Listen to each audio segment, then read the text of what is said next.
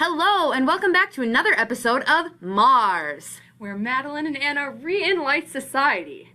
So as we always say, we're not going to send you free chocolate just because we have the same name as M&M's. Instead, we're going to look at the chocolate of life. Relationships. Woo! Applause. So let's start off with a couple of jokes. Madeline, why did the M&M go to college? Why, Anna? Because he wanted to be a smarty. Okay, how about this one?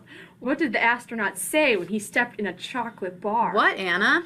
I just set foot on Mars. Too good, too good. All right, well, today's topic is the relational dialectics theory. So if you're wondering what this really long, kind of complicated phrase might be, well, we were too, but luckily we did the research for you. So let's start off with that definition. So, according to Johnson, Jensen, Sarah, and Simbora, the relational dialectics theory is a theory between two parties that examines the tensions that occur between members with contradicting goals or values. According to a primer on communication studies, this occurs more often in close personal relationships than in any other relationship type. So if I'm correct, this could mean in our friendships or those romantic relationships, there's some kind of like underlying contradictory impulse. All right, let's break this down a little bit further. As Madeline explained, there are those contradictory values that we face or tensions in a relationship. And that is what the relational dialectics theory is. Well, there are actually a couple more specifics. Leslie Baxter and Barbara Montgomery, those two fancy people on the screen, they discovered this theory and found three types that each have their own internal and external forms and kind of explain the tensions that go on within our relationships. So there's three basic types. We've got integration and separation, stability and change, and expression and privacy. Okay, number one, integration and separation. And this is sort of saying that bonding occurs when parties have an independence from each other. There needs to be that closeness or shared times just with themselves, but then there also needs some times when they're with other people, more not so secluded. So our internal form is autonomy and connection, which is obviously being on your own or going to get ice cream together.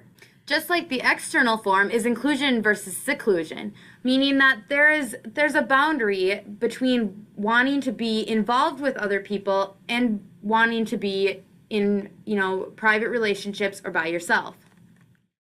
True. So our second type is stability and change. And in this, it's sort of saying that we want our relationships to not just be boring, like monotone. We want that fun, kind of change, exciting, because that helps us bond. So sometimes when we have that big surprise or whatever, that might bring us closer together. So the internal form of this is novelty and predictability, which is kind of saying like an unexpected change versus a expected change. Because sometimes, like, I don't know, I'm single. Maybe when you're on your first date and that person leans in to give you a kiss, it brings you closer together because that was unexpected. And the external form is conventionality and uniqueness, which pretty much means, are you following those social norms or are you being outside of the box? Because, being different is cool. So again, with stability and change, just like our first form, there's a fine line that comes between a good change in a relationship versus too much change in a relationship. And you need to have some of both to make the relationship work. That is true. So our third type is expression and privacy. And in this type, I guess, the internal one is openness and closeness, because obviously trust, I would say that's a pretty important factor in a relationship. Very. Friendships, romantic, whatever, even with your dog, gotta give them some love. You want to be open, kind of express yourself, because when you tell people something, they're more likely to open up to you. But there are also those things we kind of want to keep close to us, like maybe, I don't know, secrets deep down. Those are kind of things we want to keep closed off from everyone sometimes because they're hard to share. And it goes both ways. Sometimes in a relationship, it's better to keep some things to yourself rather than sharing it and damaging whoever you're in the relationship with. So that's kind of also part of the internal. Mm-hmm. It definitely depends on like what stage you're in. I mean, obviously as our friendships or any relationships mature, we kind of become more open, but probably in those first stages, that closeness is more of a factor.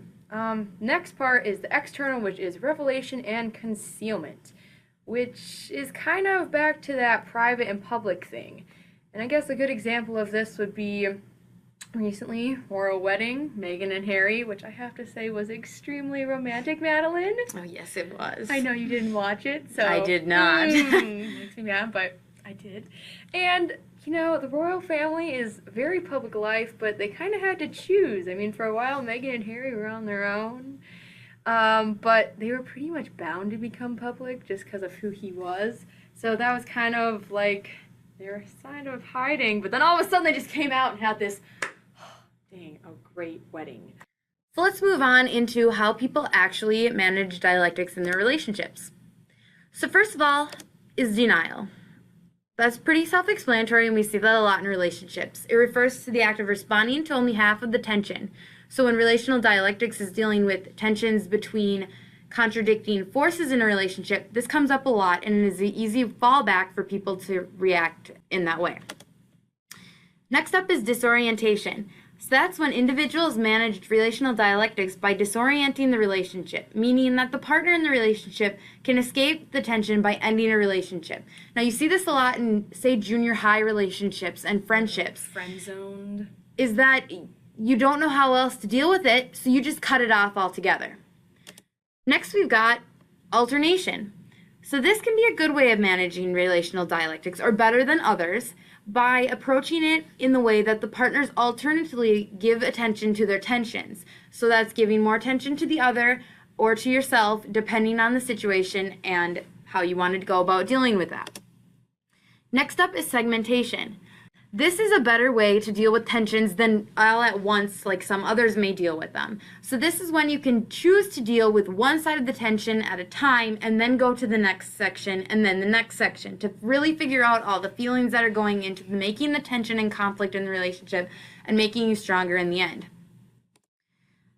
Next up, we've got balance. So in this approach, individuals compromise between the two opposing views that are making the conflict to maintain a balance between the relationship so that one person isn't being overbearing in the relationship and, always getting their way with their tensions and making the other always feel less than, or whatever the case may be. It's a better way to make everybody feel equal in the relationship and show that everybody's pulling their own weight.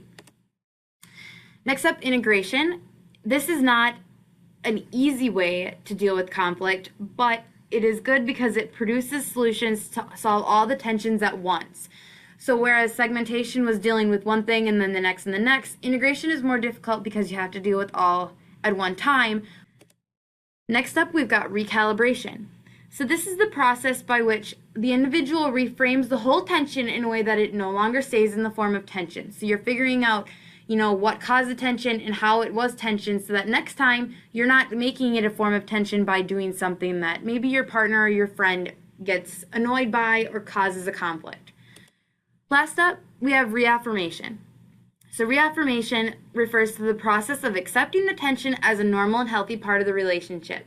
So this is a great way to manage dialectics. It's making sure that you're not making something out of nothing and that, everybody's on the same page with the tensions, instead of making a little small issue into a giant tension that's a blowout that, like we said in junior high, could cause an entire end to the relationship. I think that's kind of all what relational dialectic is all about, because these things happen every day, all the time in our relationships, and it's recognizing them and understanding that they're just a part of, they're part of life. Part of life. Yeah. So I don't know. So that's it for us. Tune in next time for another episode, and thanks to all of our sources, and thanks for listening. Thanks for listening to Madeline and Anna Re-Enlight Society.